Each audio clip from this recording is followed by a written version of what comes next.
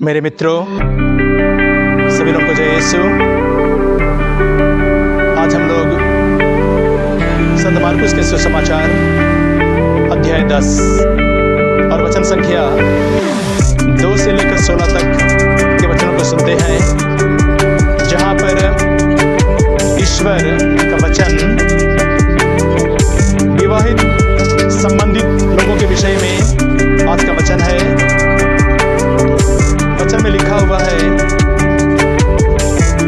सृष्टि के प्रारंभ में ईश्वर ने उन्हें नर और नारी बनाया। इस कारण पुरुष अपने माता पिता को छोड़ेगा और अपनी पत्नी के संग रहेगा और वे दोनों एक शरीर हो जाएंगे। इसलिए जिसे ईश्वर ने जोड़ा है उसे कोई मनुष्य अलग ना करे। मेरे मित्रों, जब आज हम प्रभु के इन पवित्र वचनों को सुनते हैं तो हम देखेंगे सृष्टि के प्रारंभ में, उत्पत्ति ग्रंथ में, जब ईश्वर ने स्वर्ग और पृथ्वी की सृष्टि की, तब परमेश्वर प्रकाश को बनाया। परमेश्वर ने कहा प्रकाश हो जाए और प्रकाश हो गया और परमेश्वर को अच्छा लगा। परमेश्वर पानी को पानी से अलग कर दिया, थल का नाम पृथ्वी रखा, जल का नाम समुद्र रखा। परमेश्वर को अच्छा लगा। इसके बाद परमेश्वर सूर्य, चंद्रमा, तारे, नक्षत्रों,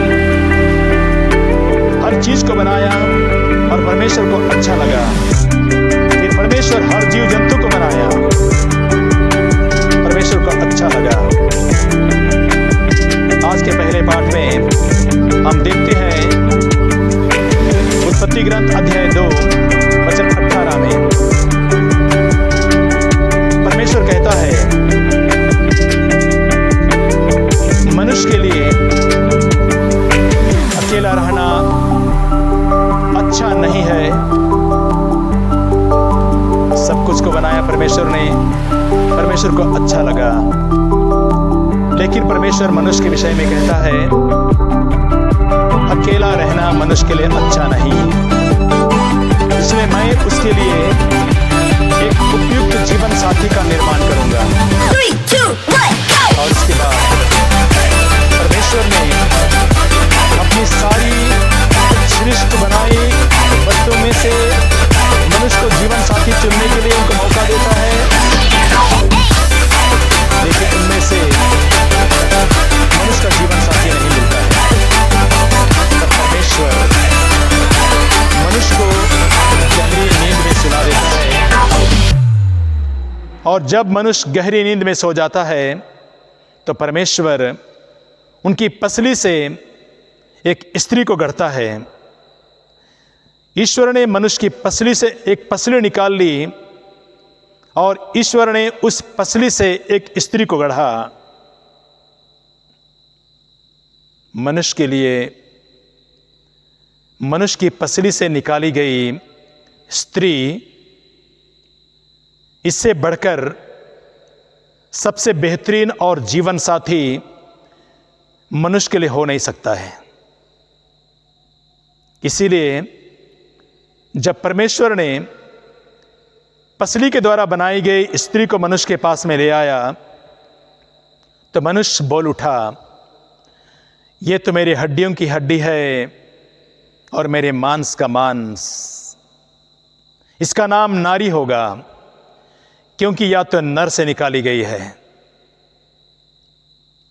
स्त्री को मनुष्य का जीवन साथी कहा गया है। स्त्री को अर्धांगिनी कहा जाता है क्योंकि वह मनुष्य का आधा अंग है। जिस प्रकार मनुष्य ने कहा, ये मेरे हड्डियों की हड्डी है और मेरे मांस का मांस, इसका मतलब स्त्री मनुष्य के लिए उसकी अर्धांगिनी है, उसका आधा अंग है और इससे बेहतरीन और इससे अच्छा जीवन साथी मनुष्य के लिए कोई हो नहीं सकता है।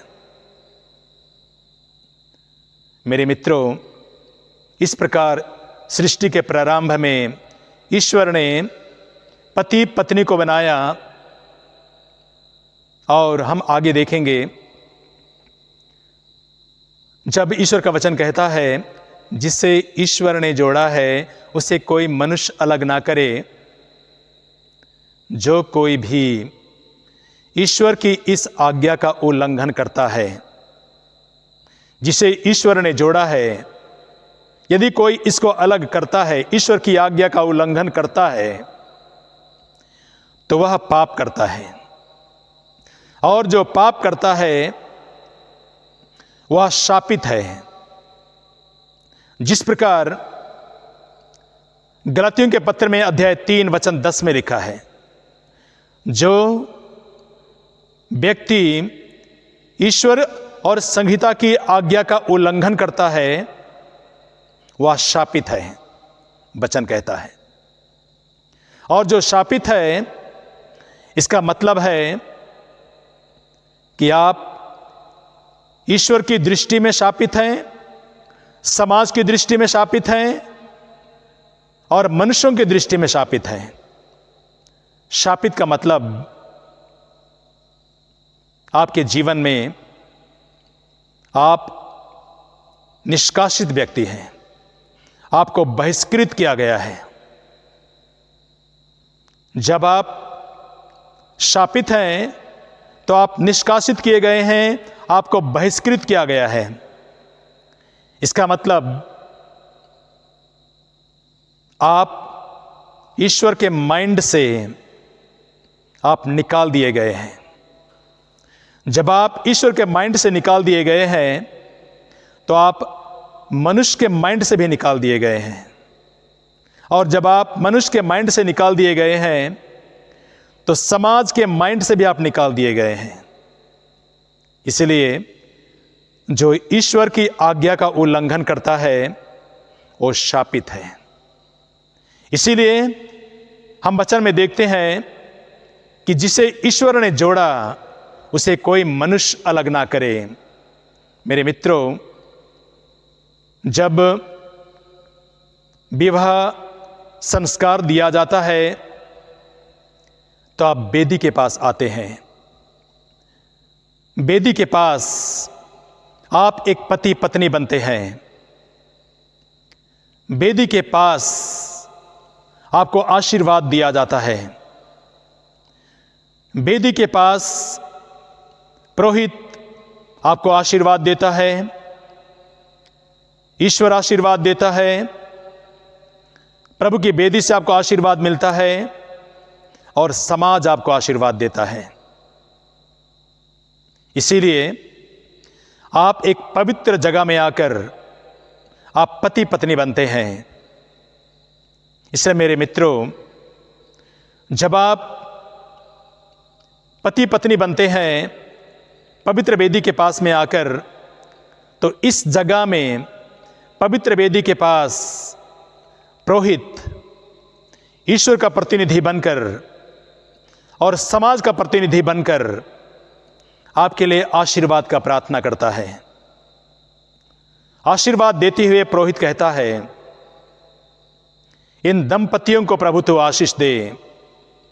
और विशेष करके पत्नी के लिए जो मां बनने वाली है उसके लिए प्रार्थना करता है और कहता है कि ईश्वर इस नव दंपति के, इस नव बद्धू को, इसके गर्भधान को प्रभु तो आशीष दे, ताकि वह बहुत सारी पुत्रों की माता बन सके और इसके द्वारा पुरुष का वंश पीढ़ी दर पीढ़ी चलता रहे। Hallelujah, hallelujah. मेरे प्रिय भाई और बहनों, जब आज हम प्रभु के इस वचन को सुनते हैं तो हम बाइबल में हम ये भी देखते हैं, आज के सुसमाचार में फरीसी लोग प्रभु यीशु के पास में एक ऐसा सवाल लेकर के आते हैं और प्रभु को परीक्षा लेते हुए अपने बात के फंदे में प्रभु यीशु को फंसाना चाहते हैं। और वे कहते हैं क्या स्त्री का परित्याग करना पुरुष के लिए उचित है? प्रभु यीशु सृष्टि के प्रारंभ में ही उन्होंने स्त्री और पुरुष को गढ़ा। उस परमेश्वर से ये पूछा जा रहा है, क्या स्त्री के लिए या पुरुष के लिए उचित है कि वह अपनी पत्नी का परित्याग करे? और प्रभु यीशु, क्योंकि कुलुस्सियों के पत्र में लिखा हुआ है अध्याय 1 और वचन 15 और 16 में लिखा है, ईसा मसीह अदृश्य ईश्वर के प्रतिरूप और समस्त सृष्टि के पहला उठे हैं। उनके द्वारा सब कुछ की सृष्टि हुई है। तो उस सृष्टिकर्ता परमेश्वर से फरीसी प्रभु यीशु को उनके बात के फंदे में फंसाने के लिए आए हैं। क्या यह उचित है कि पत्नी का परित्याग किया जा सकता है? और प्रभु यीशु ने उनके सवालों को उनकी ओर मोड़ दिया और उनसे कहा, मूसा ने तुम्हें क्या आदेश दिया है? और उन्होंने अपने ही सवाल का जवाब देते हुए कहा, मूसा ने तो त्याग पत्र लिखकर पत्नी का परित्याग करने का आदेश दिया। वे आए थे प्रभु यीशु को अपने बात के फंदे में फंसाने के लिए, लेकिन प्रभु ने उन्हें अपने बात के फंदे में फंसा लिया। जब तुम लोग जानते हो और तुम लोग ईश्वर की आज्ञा का पालन नहीं करते हो, मूसा के आदेश का पालन नहीं करते हो, तो क्या तुम लोग जो मैं सलाह और मशविरा दूंगा, परामर्श दूंगा, क्या तुम लोग इसका पालन करोगे? लेकिन प्रभु यीशु किसी पर दोष नहीं लगाते हैं, क्योंकि प्रभु यीशु इस संसार में किसी पर दोष लगाने के लिए नहीं आया। संत यूहन्ना के सुसमाचार में अध्याय 12 और वचन 47 में लिखा है, प्रभु यीशु कहता है, जो मेरी शिक्षा सुनकर उस पर नहीं चलता तो मैं उसे दोषी नहीं ठहराता, क्योंकि मैं दोषी ठहराने के लिए नहीं आया हूं, मैं संसार का उद्धार करने आया हूं। देखिए प्रभु यीशु किस प्रकार जवाब देते हैं। और आगे हम देखेंगे कि प्रभु यीशु इस प्रकार सृष्टि के प्रारंभ में पति पत्नी के विषय में जो बातें लिखी गई है उसका सम्मान करते हैं। प्रभु यीशु ने कहा कि इस आज्ञा का पालन किया जाए, कोई इस आज्ञा का उल्लंघन ना करे, जिसे ईश्वर ने जोड़ा है उसे कोई मनुष्य अलग ना करे। जब प्रभु यीशु इस वचन को कहते हैं तो इसके द्वारा परमेश्वर प्रभु यीशु मनुष्य का भी सम्मान करते हैं और स्त्री का भी सम्मान करते हैं, किसी पर भेदभाव नहीं करते, दोनों को बराबर सम्मान देते हैं। इसके द्वारा प्रभु यीशु, हम आगे देखेंगे, क्योंकि फरीसी और शास्त्री जो प्रभु से सवाल लेकर के आए थे, क्या पत्नी का परित्याग करना उचित है, वे लोग ईश्वर की आज्ञा का पालन नहीं कर रहे थे।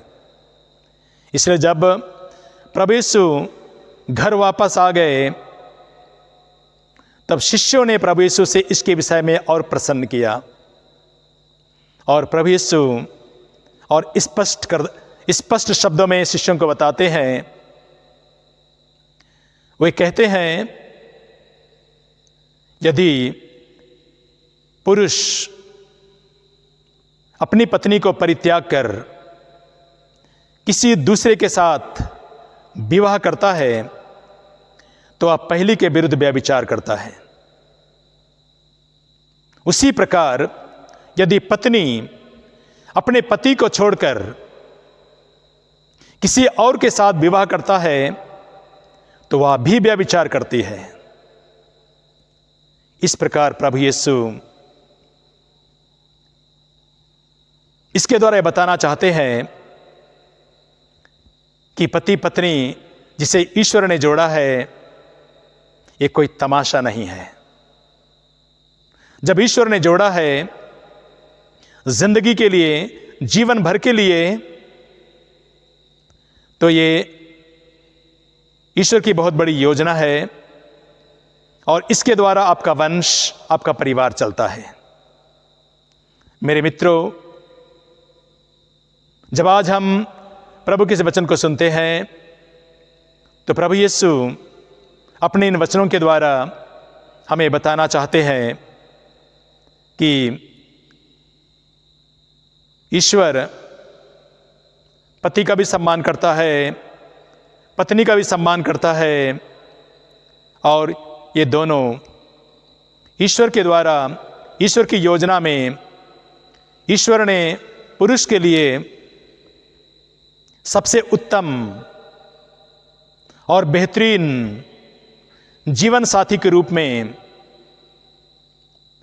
उसकी पसली से निकाली गई स्त्री को गढ़ा, जो मनुष्य के शरीर का ही अंग है। स्त्री मनुष्य का अर्धांगिनी है, इसीलिए किसी भी कारणवश परित्याग नहीं किया जा सकता है।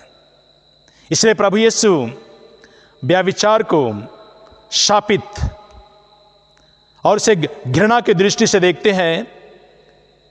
व्यभिचार नहीं होना चाहिए, क्योंकि इसके द्वारा समाज में बुराई फैलती है और यदि इस बुराई पर अंकुश नहीं लगाया गया तो कल, आने वाला कल, आपको और हमारे परिवार को, पूरे समाज को,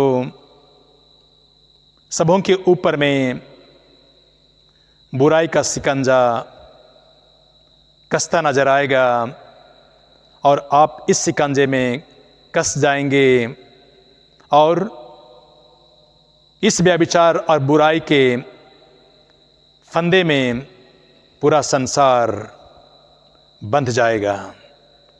इसलिए प्रभु यीशु स्पष्ट शब्दों में कहते हैं, सृष्टि के प्रारंभ में ईश्वर ने उन्हें नर और नारी बनाया। इस कारण पुरुष अपने माता पिता को छोड़ेगा। जिसे ईश्वर ने जोड़ा है उसे कोई मनुष्य अलग ना करे। Hallelujah, hallelujah, hallelujah. सभी लोगों को जय यीशु।